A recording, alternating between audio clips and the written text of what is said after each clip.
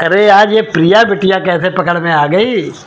क्या बताएं भाई साहब, जब से इसको पता चला है कि इसके भैया भाभी की जॉब ऑस्ट्रेलिया में लग रही है, तब से ये उनसे मिलने के लिए बेचैन है और उनसे ही मिलने आई है। ओहो, मगर बेटा वो तो 2 दिन पहले ही यहाँ से चले गए और अब तो 2 साल बाद लौटेंगे यहाँ। ऐसा क्यों? अरे भाई साहब, कंपनी के नियम शर्त ऐसे हैं कि 2 साल के प्रोबेशन पीरियड में उनको वहीं पे रहना पड़ेगा। कोई छुट्टी नहीं, कोई कहीं आना जाना नहीं, तो 2 साल बाद ही फिर मुमकिन है कि वो यहाँ आएँ। दरअसल भाई साहब, इसके भैया भाभी की जॉब ऑस्ट्रेलिया में लगने से इसको बहुत बड़ी प्रेरणा मिली है। अरे वाह जी अंकल, मैं भी बड़ी होकर उनकी तरह एक बड़ी इंजीनियर बनना चाहती हूँ। अरे वाह वाह, ये तो बड़ी अच्छी बात है।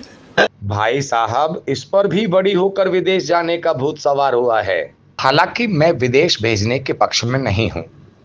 मैं तो यह चाहता हूँ कि यह अपने देश में ही रहकर जॉब करे। क्यों भाई, क्या तुम नहीं चाहते हो कि तुम्हारी बेटी विदेश की धरती पर भारत के झंडे गाड़े और विदेश में अपना और अपने देश का सम्मान बढ़ाए और फिर खूब सारा पैसा कमाकर अपने देश वापस लौटे? भाई साहब, मुझे एक बात बताइए, ज़्यादातर बच्चे तो ये कहकर जाते हैं कि हम जल्दी वापस लौट कर आएंगे, लेकिन अक्सर देखा है कि लौट कर वापस नहीं आ पाते और कुछ तो वहीं पर बस कर रह जाते हैं। अगर घर में कोई इमरजेंसी हो ना, तो अचानक के लौट कर घर भी नहीं आ पाते। अरे भाई, इतना आगे तक की नहीं सोचना चाहिए। बच्चों को अपने मन की करने देना चाहिए, नहीं तो फिर अपना शहर ही ठीक है। नहीं अंकल, अपने शहर में विदेशों जैसी जॉब कहाँ मिलती है? हाँ बेटे, तुमने सही कहा। अपने शहर में तो मन का या योग्यता के अनुसार जॉब मिलने से रहा। यहाँ तो रिक्शा, तांगा, खोमचे, ठेले वालों को भी अपने गांव कस्बे में रोजगार नहीं मिलता, तो उन्हें अपना घर, शहर, परिवार छोड़कर दिल्ली, कोलकाता, मुंबई जैसे शहरों में आना पड़ता है। और जो ज़्यादा पढ़े लिखे लोग हैं, उनको दिल्ली, मुंबई, कोलकाता छोड़कर विदेशों की ओर भागना पड़ता है कि नहीं? हाँ भाई साहब, ये तो आपने बिल्कुल सच ही कहा। अगर यूपी, मध्य प्रदेश, बिहार जैसे राज्यों में, अपने ही राज्यों में इन्हें अगर काम मिल जाए, तो फिर ये बड़े शहरों में केले बेचने के लिए और रिक्शा चलाने के लिए क्यों भागेंगे? ऐसे ही जब बहुत पढ़े लिखे लोगों जैसे डॉक्टर, इंजीनियर्स को अपने देश में मन के मुताबिक जॉब नहीं मिलता, तो वो दिल्ली, मुंबई, कोलकाता, बेंगलुरु छोड़कर विदेशों की ओर रुख करते हैं। ये तो है। अच्छा तो भाई साहब, अब हम चलते हैं। जी। बच्चों के जाने के बाद आप बहुत कमज़ोर लग रहे हैं, शायद उनकी चिंता में हो। नहीं नहीं, कमज़ोर कहाँ, मैं तो पहले जैसा ही हूँ। और चिंता किस बात की? फिर भी अपना ख्याल रखिएगा। जी जी। अच्छा बेटे, फिर आना।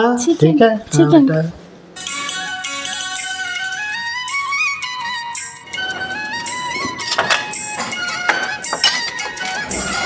दीदी और ले लीजिए थोड़ा सा, बस बस बस।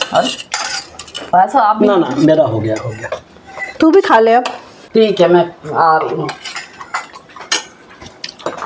बच्चे चले गए, घर एकदम सूना हो गया। सब तुम्हारी शय पर हुआ है। यहाँ रह जाते तो क्या बुरा था? अरे भगवान, बहू बेटे को लाखों का पैकेज मिला है, इतनी अच्छी जॉब, भला कैसे छोड़ देते? और मैं भी क्यों छोड़ने देता? लेकिन भाई साहब, इतनी दूर ऑस्ट्रेलिया?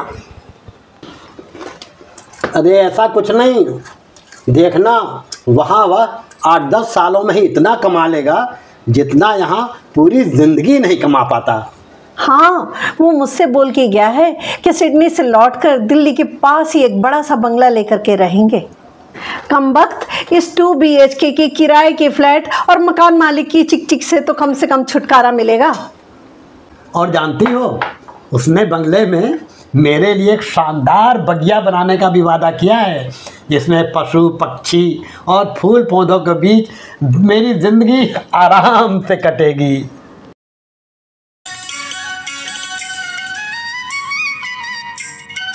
भाई साहब का कुछ पता ही नहीं चलता। बच्चों को बाहर भी भेज दिया और हर समय गुमसुम से रहते हैं। मुझे तो डर लगता है कि इस चिंता में कहीं बीमार ना पड़ जाए।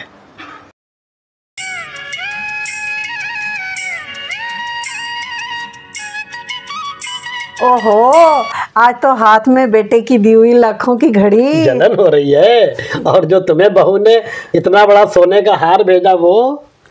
अरे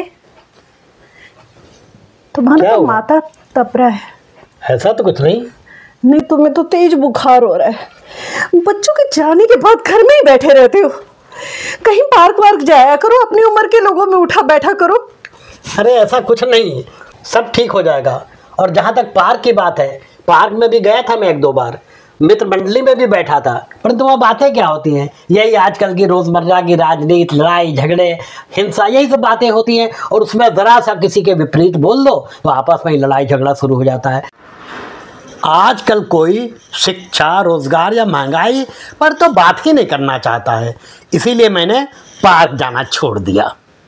अच्छा, ये सब छोड़ो, जाकर डॉक्टर अमिता को दिखा लो, या फिर बोलो कि मैं उसे यहीं पे बुलवा लेती। अरे नहीं नहीं, बुलाने की क्या जरूरत, मैं शाम को खुद चला जाऊंगा। और हल्का फुल्का बुखार है, उतर जाएगा, चिंता मत करो। सुनील ने बच्चों को उनके उज्जवल भविष्य और घर की बेहतरी के लिए विदेश तो जाने दिया, लेकिन इतने दिनों तक उनसे दूर रहने से वह भीतर ही भीतर धीरे धीरे टूटने लगा था।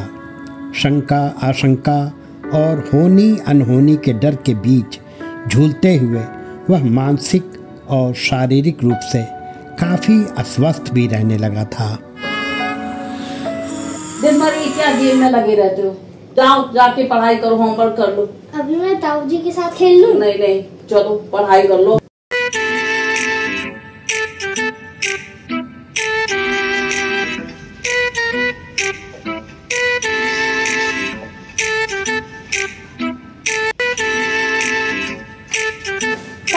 ताऊ जी। कौन? अरे बेटा, हाँ बोलो बेटा। आप लड्डू खाओगे? अरे बेटा, लड्डू तो डॉक्टर ने मना किया मुझे, तुम खा लो बेटा। अच्छा तो मैं खाऊं? थैंक यू, तुम खा लो।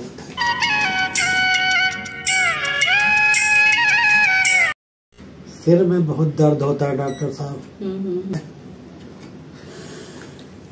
और चिंता ना करिए, सब एकदम ठीक हो जाएगा। पेट में तो जैसे आग ही लगी रहती है। धीरे धीरे आपको आराम आ जाएगा। जी डॉक्टर। थोड़ा जोर से सांस लीजिए।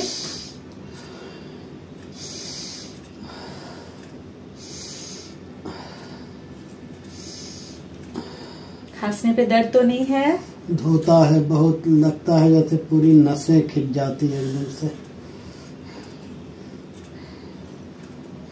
एक एक सांस लेना मुश्किल हो जाता है डॉक्टर साहब।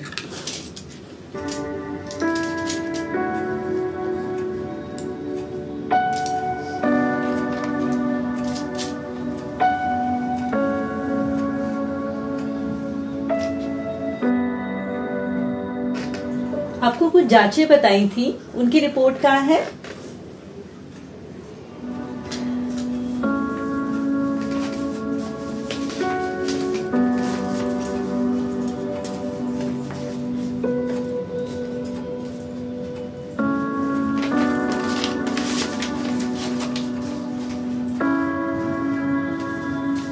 क्या हुआ डॉक्टर, कुछ प्रॉब्लम?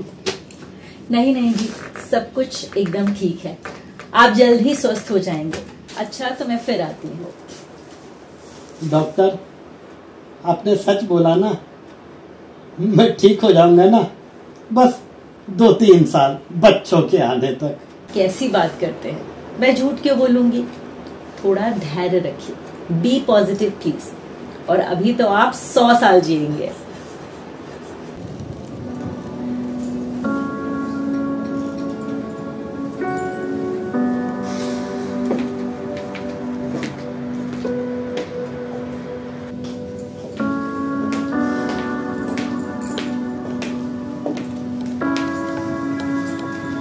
देखिए, इतने दिनों में आप लोग इनको जितनी ज्यादा से ज्यादा खुशियां दे सकते हो, देने की कोशिश करिए। मेरे अस्पताल के डॉक्टर्स ने और मैंने जितने एफर्ट्स करने थे कर लिए, बाकी ऊपर वाले की मर्जी। अब हमारे हाथ में कुछ भी नहीं रहा। वैसे भी इस केस में देश के बड़े से बड़े डॉक्टर्स भी कोई गारंटी नहीं ले सकते।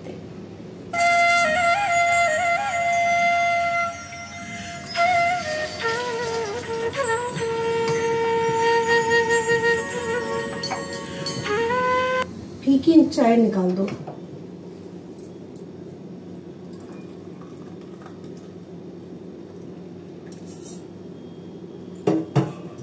ये लो, मैं तेरे जेठ जी को अभी पहले दे करके आती हूँ चाय।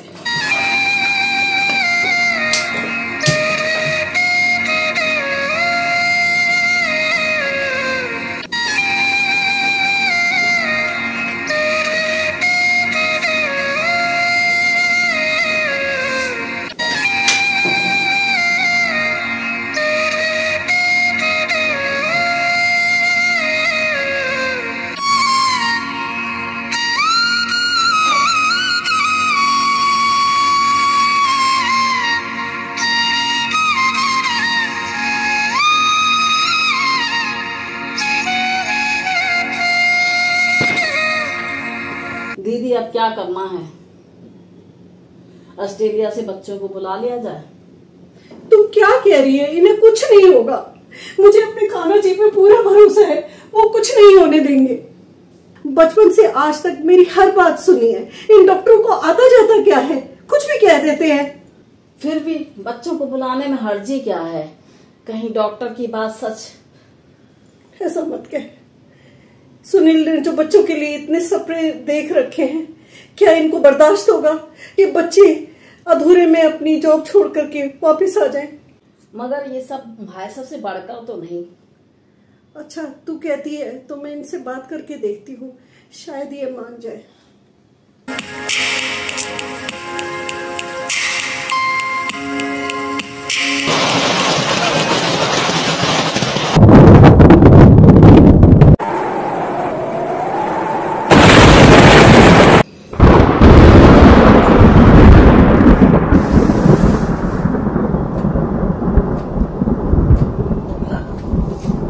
सुनो जी, मैं सोच रही हूँ क्या बच्चों को ऑस्ट्रेलिया से बुला लूं?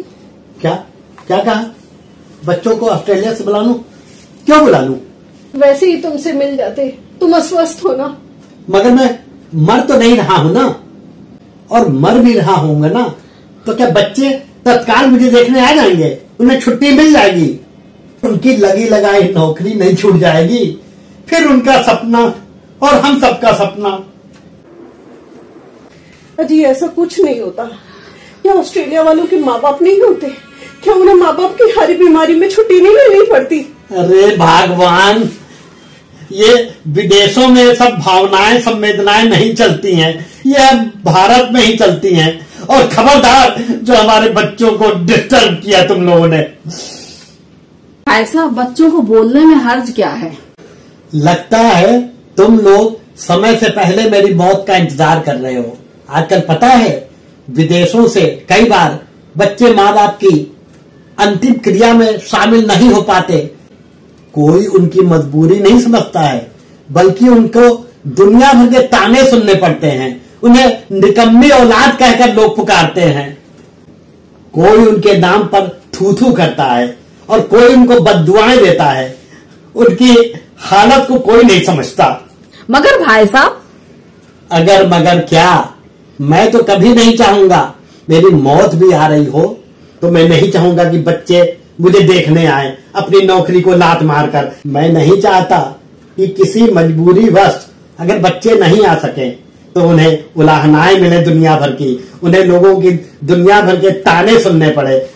मुझे ये बिल्कुल भी बर्दाश्त नहीं होगा। सुमित्रा, मैं ना कहती थी, ये अपनी जिद के आगे किसी की नहीं मानते, ये नहीं सुनेंगे। जानते हो, डॉक्टर ने अभी मुझे लंबी उम्र जीने की बात बताई है। उसने कहा है 100 साल जियोगे, सेहत की फिक्र मत करो। देखना कुछ सालों बाद बेटे बहू विदेश से खूब कमा कर घर लौटेंगे, फिर वह एक बड़ा सा बंगला लेगा, उसमें सुंदर सी बगिया होगी। मैं पशु पक्षियों, बाग बगीचे, फूल और प्रकृति के बीच में रहूंगा। क्या ठाक से जिंदगी बीतेगी, खूब मस्ती करेंगे हम पर। मस्ती मस्ती मस्ती। सुनील, सुनील।